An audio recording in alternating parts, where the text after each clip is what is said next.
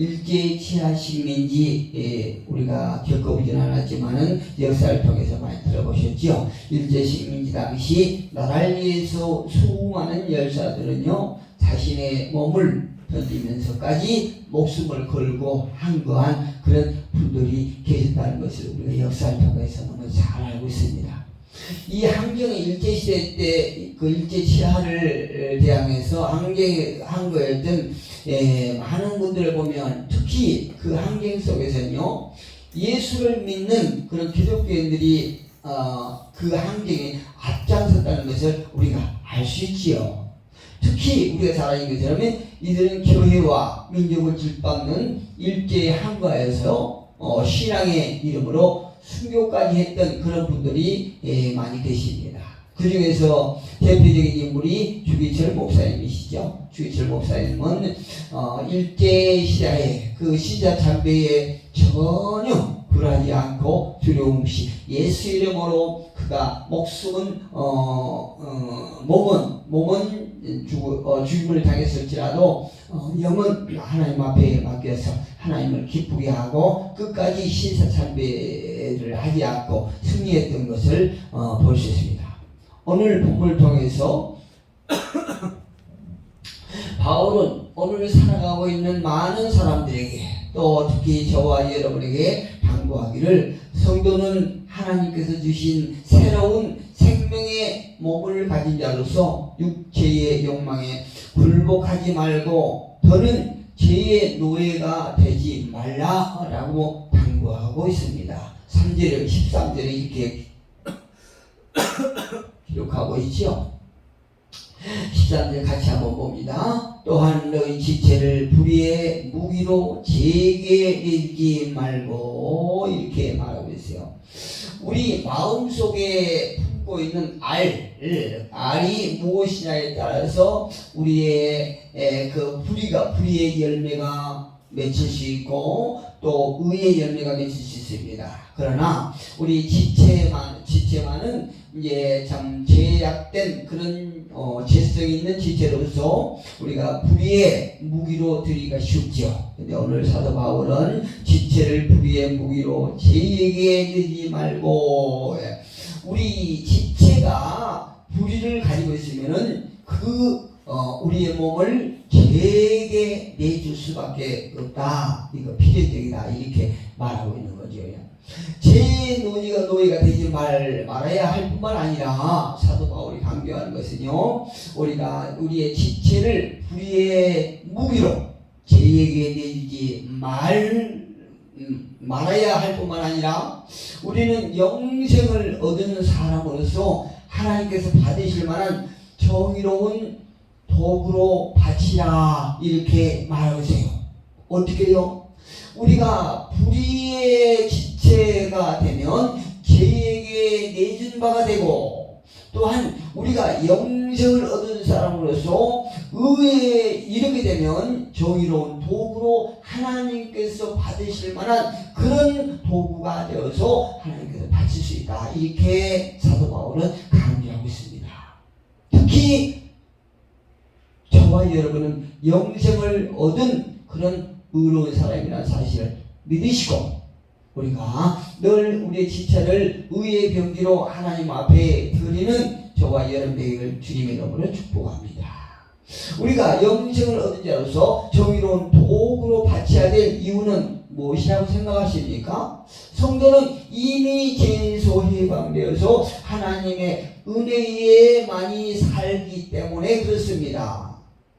우리가 하나님의 은혜로 이제 죄에서 해방된 그런 신분으로서 이제 우리는 마귀의 종이 아니고 하나님의 백성이기 때문에 하나님의 은혜에 사는 그런 신분을 가졌기 때문에 우리가 우리의 지체를 정의로운 도구로 하나님께 바쳐야 되는 이유가 거기였습니다. 그렇다면 하나님께서 오늘 저와 여러분을 향하신 뜻은 무엇인지 한번 살펴보기로 하겠습니다. 먼저 오늘 사도 바울이 강조하고 있는 저와 여러분이 여러분의 지체를 의의 병기로 드려야 하는 그 이유는 몸의 사욕에 순종하지 말아야 되는 것입니다. 할렐루야. 우리의 몸의 사욕, 욕심에 순종하지 말라. 욕심은 죄이죠. 예, 죄의 이름에는 결국 사망하게 된다고 말하고 있는 것처럼 우리 몸의 사욕에 순종하지 마는 것입니다. 에베소서 2장 1절에서 사도 바울이 이렇게 말이죠. 허물과 죄로 죽었던 저와 여러분은 예수 그리스도의 십자가 능력으로 이제 의의 자녀가 되었기 때문에 그렇습니다.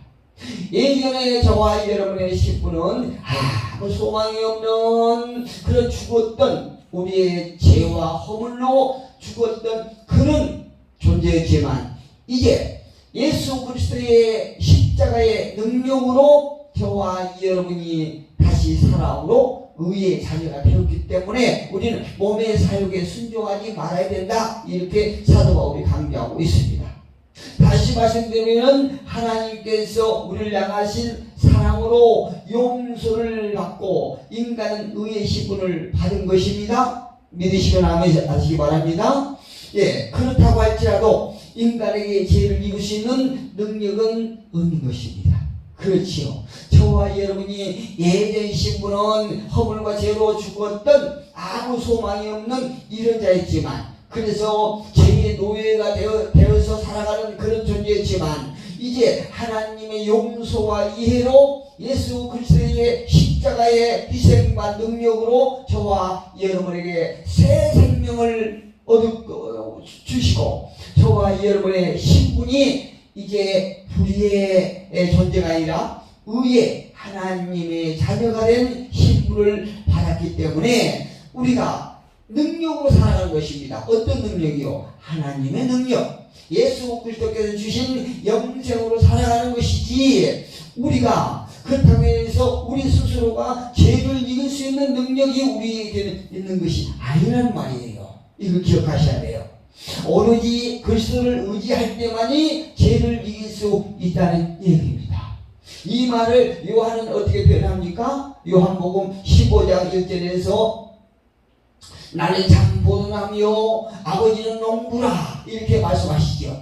그런데 그 참포도나무에 붙어있는 가지가 바로 저와 여러분입니다. 그런데 그 가지가 선한 열매를 맺기 위해서는 어떻게 해야 됩니까? 참포도나무에 붙어 있을 때만이 선한 열매를 맺을 수 있는 것처럼 우리가 비록 의로운 신분이 됐을지라도 썩어질 육체의 욕망에 사로잡힐 가능성은 항상 우리에게 있지만 그래도 불구하고 오직 참포도나무이신 예수 그리스도께 붙어있을 때에 우리는 육체를 입고 세상을 살아가고 있지만 우리는 그 육체를 이길 수 있는 능력이 우리에게 주어지고 있다. 이렇게 사도 바울은 말하고 있습니다. 우리가 때로는 구원받은 성도라고 할지라도 육체의 욕망에 따라 살 수 있는 위험성은 우리에게 다분하지요. 그렇지요. 예전에는 제가 참 괜찮은 줄 알았어요. 그런데 이렇게 성경 말씀을 알아가면 알아가고 또한 어떤 성령의 이렇게 가르침을 받으면 받을수록 인간은 참 죄에 대해서 너무나 이렇게 허물어질 가능성이 많구나 이걸 깨닫게 되는 거예요. 그래서 그렇게 깨달으면 깨달을수록 주를 의지하게 되는 것이고 순간순간 죄의 유혹을 뿌릴 수 있도록 하나님께서 은혜를 베풀어 달라고 기도하게 되는 것입니다.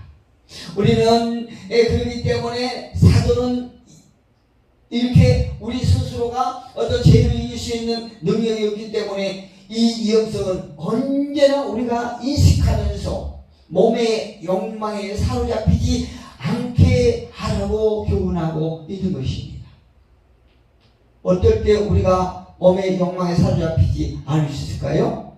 오직 하나님만을 의지할 때에 오직 예수 그리스도만 의지하고 성령의 통참을 받을 때만이 우리는 몸의 욕망에 사로잡히지 않을 수 있다고 얘기하는 거죠.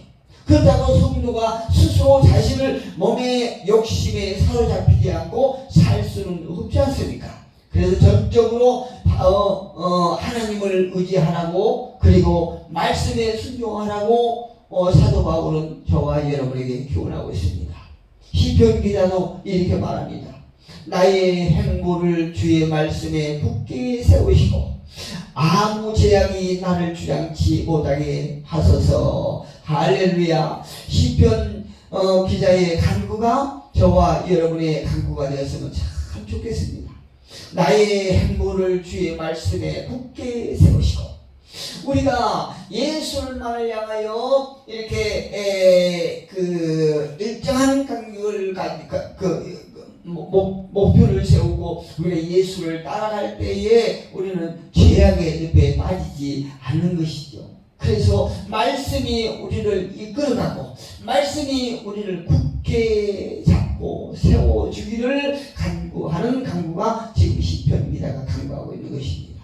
나의 행보를 내가 가는 길을 주의 말씀에 굳게 세우시고 아무 제약이 나를 주장치 못하게 하소서. 세상을 살아가다 보면요, 하루에도 오만 가지의 제약을 질 수 있어요.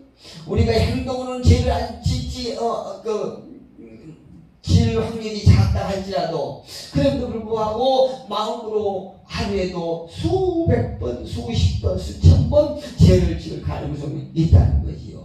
그래서 우리는 말씀이 우리의 생각을 붙들고 말씀이 우리의 생각을 이끌어 갈 수 있도록 하나님 앞에 간구하는 시편 기자처럼 우리도 늘 하나님의 말씀에 의지해서 하나님의 말씀에 이끌려 살아갈 수 있기를 주님 여러분을 축복합니다.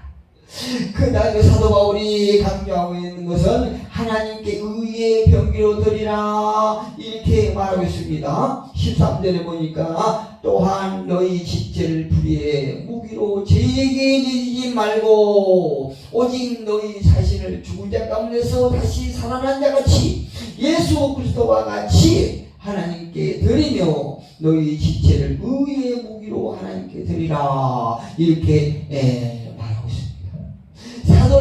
사도 바울은 말하기를 제 사역에 순종하지 않고 있는 선에서 그치는 것이 아니라 머무는 것이 아니라 우리가 죄를 짓지 말아야지 하면서 그 선에서 그 자리에서 머무는 것이 아니라 한 발 더 나아가 더 적극적인 행보로 우리의 몸을 의의 병기로 드리라 이렇게 우리에게 당부하고 있다는 얘기예요.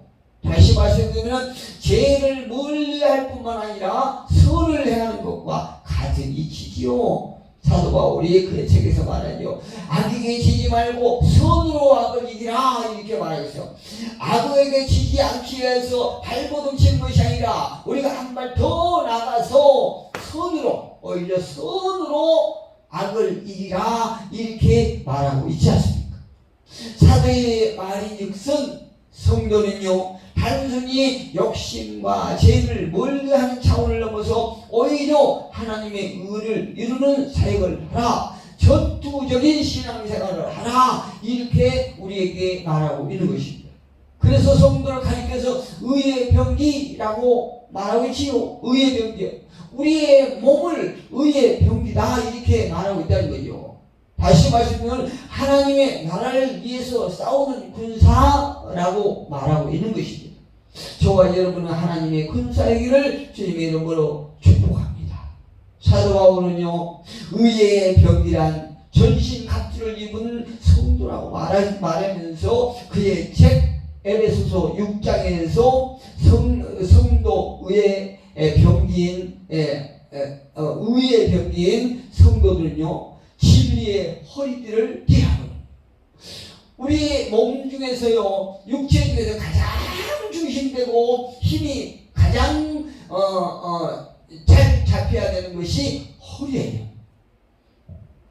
우리의 모든 중심을 진리로 띠라는 거죠. 진리로 무장하는 것입니다. 그리고 의의 흉배와 평안의 복음의 힘과 믿음의 방패로 무장하고 그리고 구원의 투구와 성령의 검으로 무장해야 한다라고 에베소 6장에서 강조하고 있는 것입니다.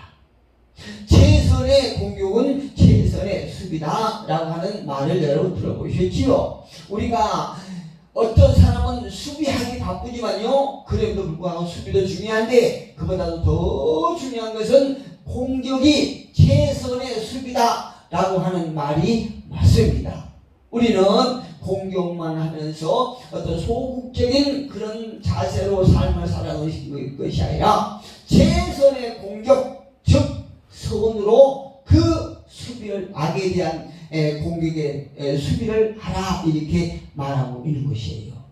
성도는요, 세상에서 하나님 나라를 건설하는 군사이고 또 의의 병기라는 사실을 잊지 마시기를 주님의 이름으로 축복합니다. 마지막으로 사도 바울이 강조하고 있는 것은 이제 성도는 법 아래에 있지 아니하고 은혜 아래에 있다고 말하고 있어요. 할렐루야. 저와 여러분이 법 안에 있었던 것은 예전의 신분이고 이제 저와 여러분은 법 안에 있는 것이 아니라 은혜 아래, 하나님 아래 있다는 얘기입니다. 법 안에 있다는 것은 우리의 무거운 짐을 지고 죄의 늪에서 살아갈 때고, 이제 하나님의 은혜 아래 있다는 것은 오직 하나님의 은혜로 우리가 자유함을 얻은 그런 삶을 살아가는 신분의 소유자라는 것입니다. 바울은요, 성도가 몸의 욕심을 따라서 죄의 노예로 살지 않고 하나님 나라의 의를 위한 도구로 살아야 하는 이유를 분명하게 말하고 있습니다. 그 이유는 무엇일까요? 사도 바울이 그렇게 말하고 있는 이유는 어디가 있을까요?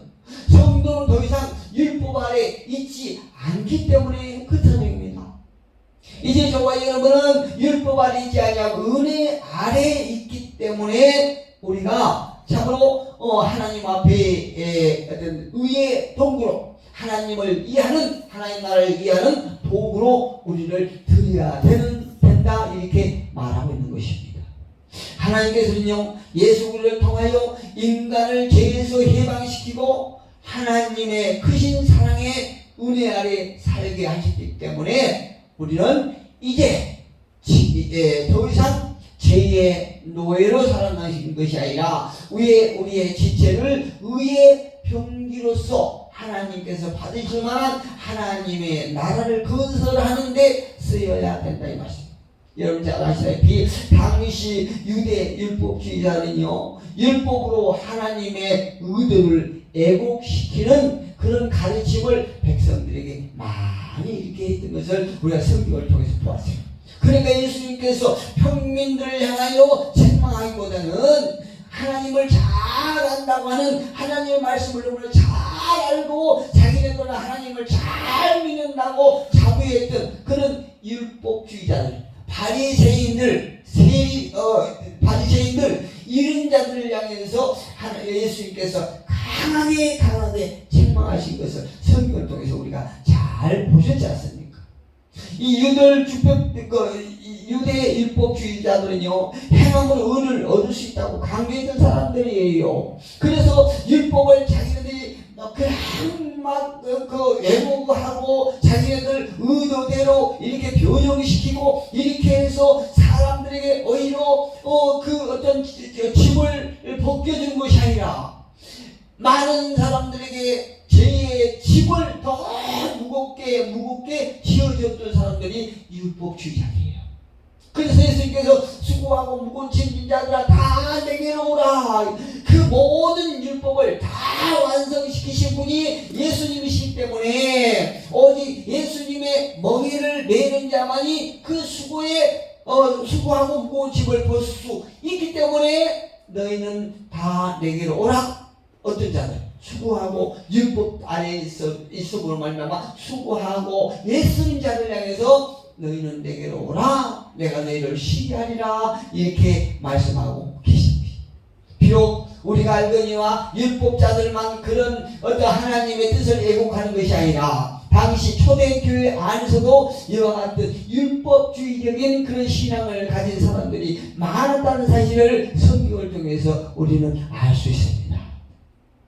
사도 바울이 말하는 핵심은, 만약에 누구든지 법 아래에 있다라고 하면 그 법을 어기지 않기 위해서는 소극적인 자리에 머물 수밖에 없지만, 내가 법을 지켜야 되겠다, 법을 범하지 말아야 되겠다 이러면서 소극적인 그런 자리에 머물 수밖에 없지만, 그 그렇지 않고 하나님의 구속의 은혜 아래 있을 때에는 나의 죄를 탕감해 주신 하나님의 사랑으로 인하여 하나님의 참된 의도를 알고 있기 때문에 하나님께서 원하시는 삶의 자리에 있게 된다는 것이죠. 이게 진리의 말씀이에요. 우리가 하지 마라 할 때는 더 하고 싶은 욕망이 있지 않습니까? 그런데 그 사람의 어떤 그 티를 용납해주고 은혜로 그가 그의 입장을 공감해줄 때 오히려 그 사람이 더욱더 잘한 걸 우리는 볼 수 있지 않습니까?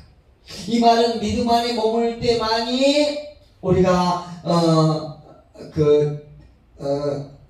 악에게 지지 않고 자신을 하나님의 병기로 드릴 수 있다고 말하는 것입니다. 그럴 수밖에 없는 이유는 우리가 하나님 안에 머물 때만이 이 세상에 무엇도 하나님 사랑에서 우리를 떼어놓을 수 없기 때문에 그렇습니다. 여러분, 이제 우리 모두는 더 이상 죄의 노예가 아닌 하나님의 자녀인 것입니다. 할렐루야. 그렇기 때문에 우리 모두는 하나님 의의 병기로 하나님의 뜻을 쫓아 하나님께서 의롭게 여기시는 일을 하면서 살아가는 저와 여러분이 되기를 주님의 이름으로 축복합니다.